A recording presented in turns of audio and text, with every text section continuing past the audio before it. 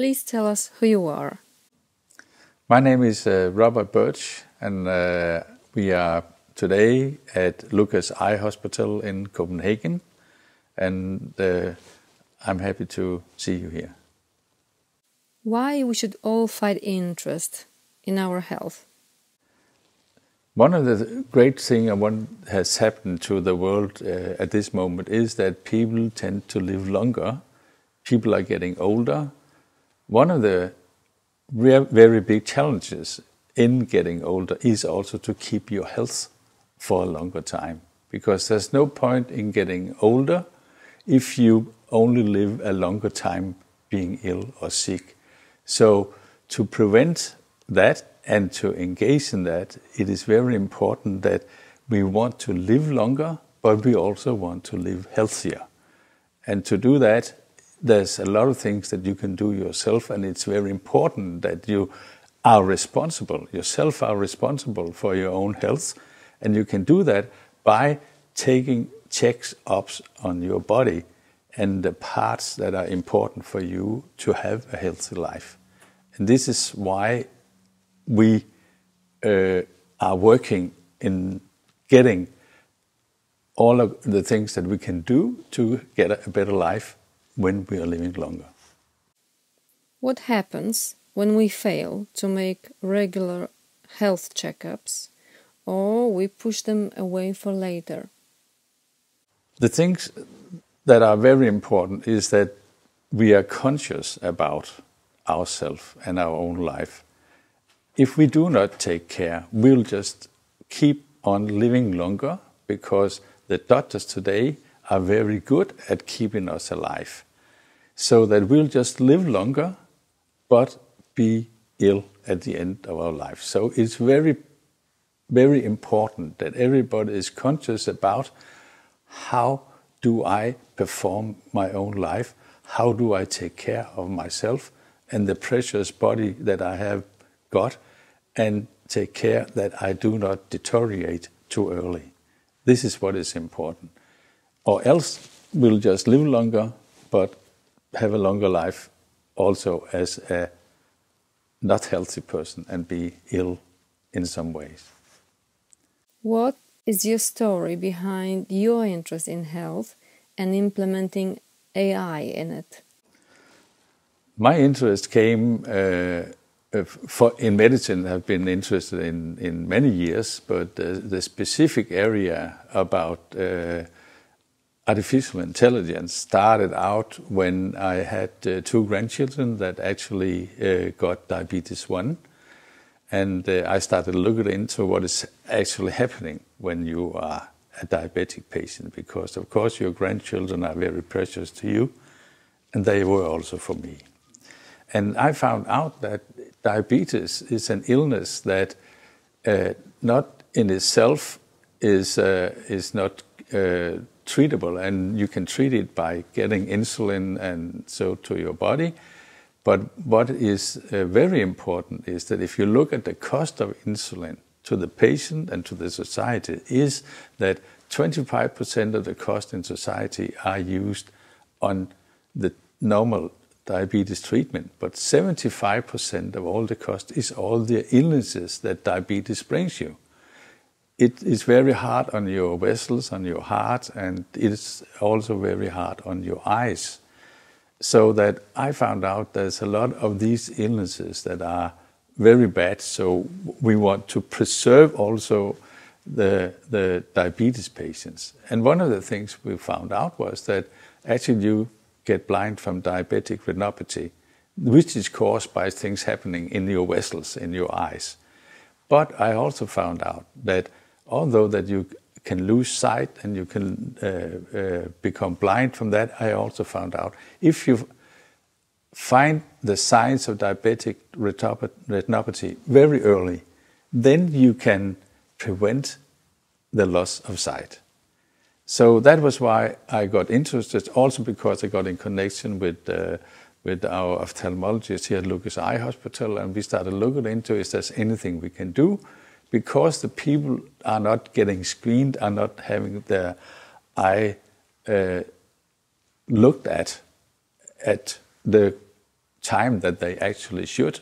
And diabetic retinopathy is a very, very slow developing illness. So if you find it early, you can stop this. And then we found out there was people looking at artificial intelligence as a tool to make screenings without an ophthalmologist being present, because ophthalmologist is a scarce source. There's not that many ophthalmologists in the world that it would be possible to screen everybody for this. So if you can find an easier way, this was what we were looking at. And artificial intelligence was one of the things. And what happened was that we found some very, very clever young people at the university in Aarhus that actually were very good at these kind of things. And we brought them in, and then we started working on the first algorithm to find early signs of diabetic retinopathy in order to be able to screen people and find early signs so that this could be stopped. And that's where we started. And then from that on, we have brought other illnesses in, because the fact is that there's more than 50 million blind people in the world today that could have been prevented, that actually did not need to be blind if they had been found at the early stages. So this became our task to see, we want to fight blindness caused, and especially blindness that could be prevented, because this could be prevented if it's found in early stages. And there's so few ophthalmologists that to find an easy way to do it was what we were looking at. And we found out if you take a picture of the background of your eye, you send it to the algorithm, you can get answers within seconds about if you actually need to see an ophthalmologist. So it is not to make diagnosis what we are doing. What we are doing is we want to see that if you have something, if you have issues with your eyes, diabetic retinopathy, glaucoma, whatever, to make the best possible referral to the ophthalmologist, so that when you see an ophthalmologist, you actually need to go there. And we know there's a lot of people seeing ophthalmologists today. There's been made surveys that say that 8 out of 10, for instance, within glaucoma, it's a Professor Viswanathan from UK made a survey saying, throughout Europe, saying that 8 out of 10 people referred with glaucoma to ophthalmologists are false positives, people that actually did not need to come there. With an algorithm, we could have taken them away, which meant that 80% of the time that they use on glaucoma patients could be saved, which means that the time spent by the ophthalmologist could be saved on patients, to patients that actually are in need of help. And that was our purpose. That is our purpose, to see that the scarce number of ophthalmologists use their time on patients that actually are in need, and you can do the screening ahead so that this does not happen. So that was the engagement that we made. We found out that here's actually something to do.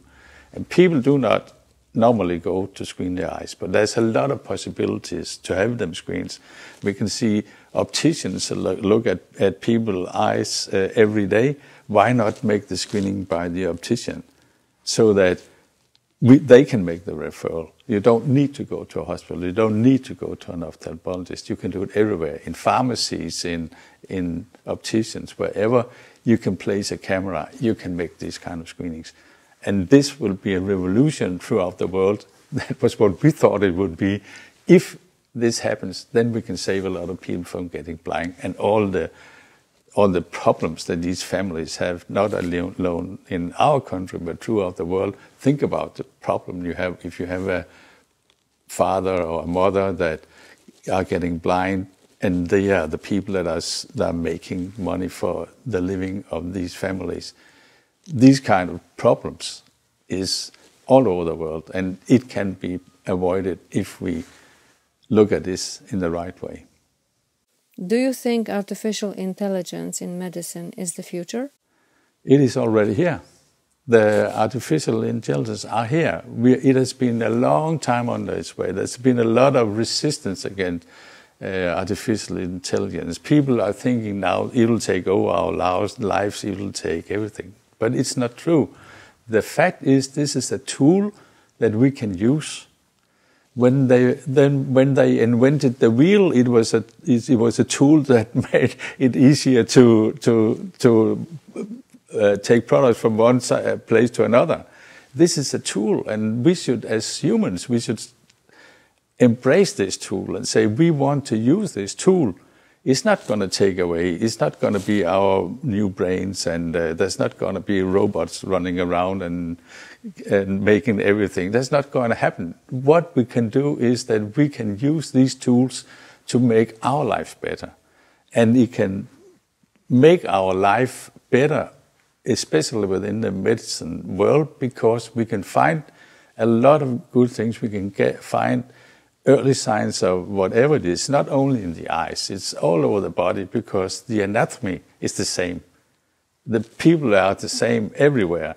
And this means that the data that we're going to collect can be used to create intelligence that we can use to get better and better at doing everything and preventing things to happen. Because we don't have to, if we were living longer, we don't want to wait until we get sick.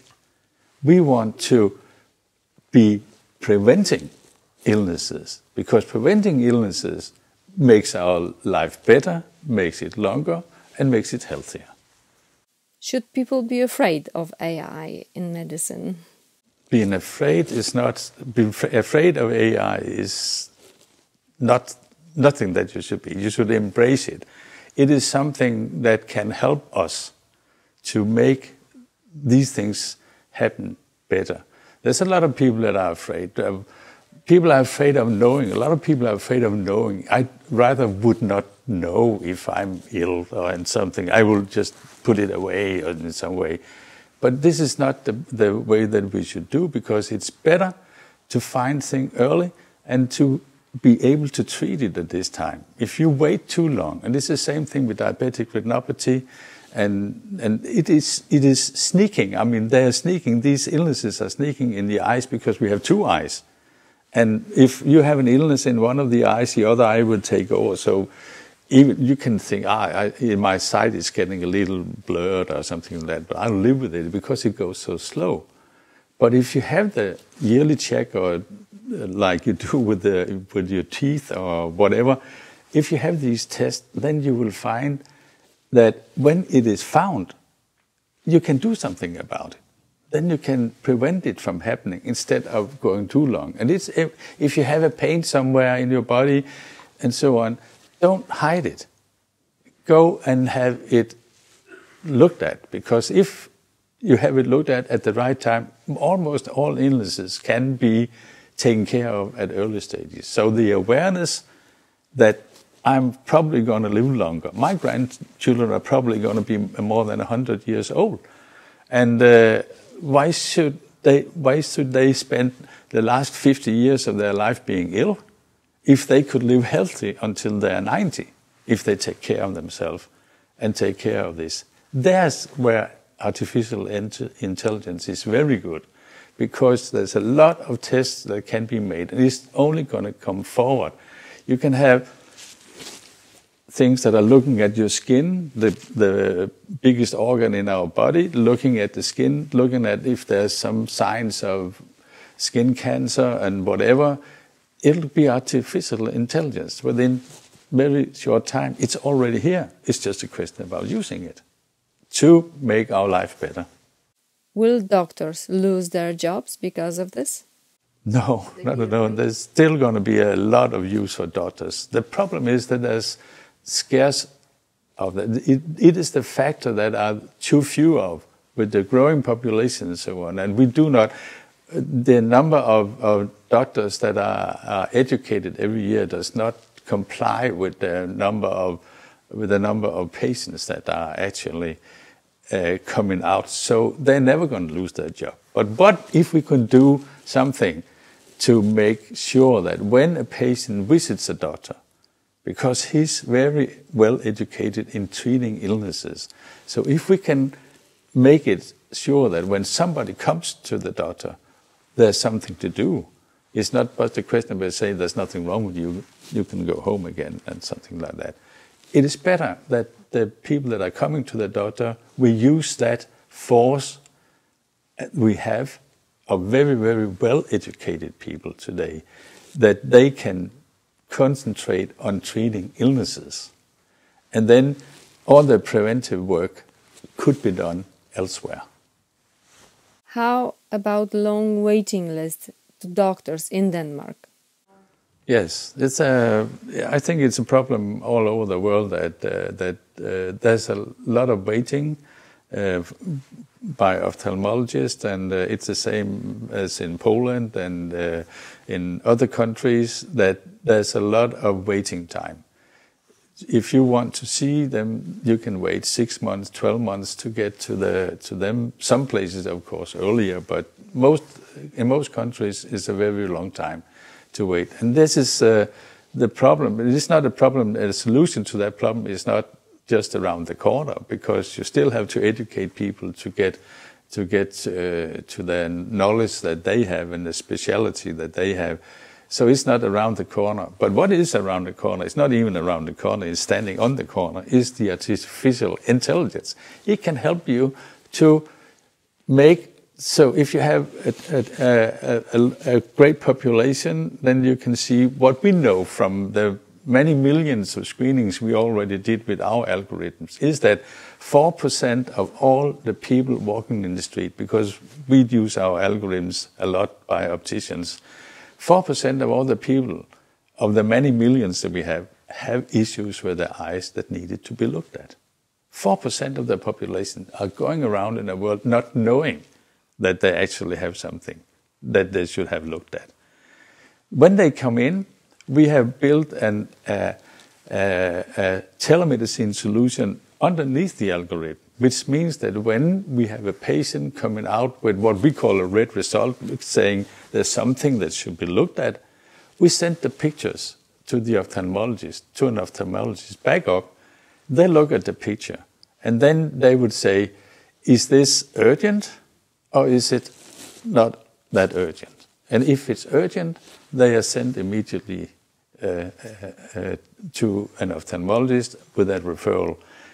And that is 45% of the 4%. 45% of the 4% is sent on immediately. The rest are told, go and see the ophthalmologist within due time. So it's not necessary that you rush there, but 40% out of the two, that's 1.8% of the population that we have been screening that actually needed it.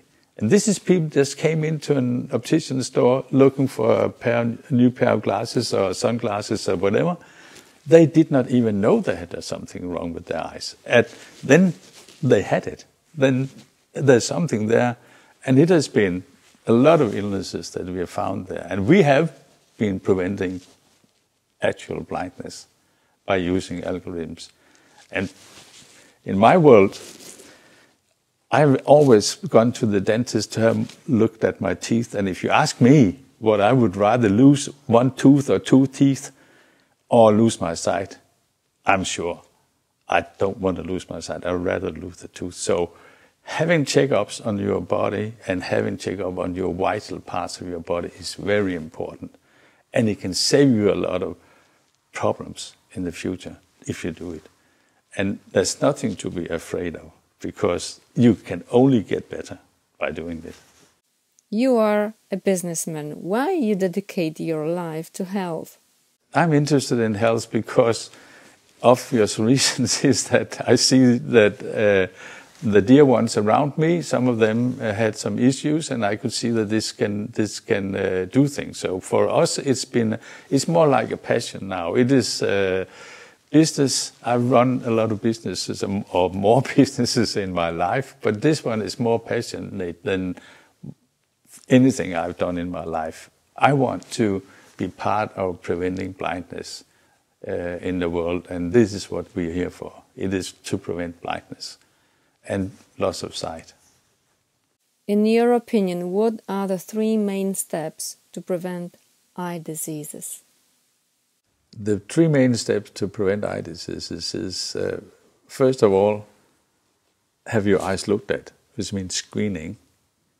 Second, have your eyes looked at, which means screening.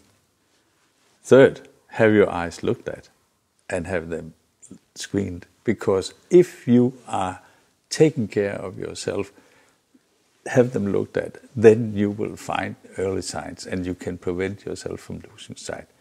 Take care of your eyes. Protect them against the sunlight and so on, so that your eyes do not get old before time. Cataract is directly connected to UV light, and we see that the UV light is rising in the world.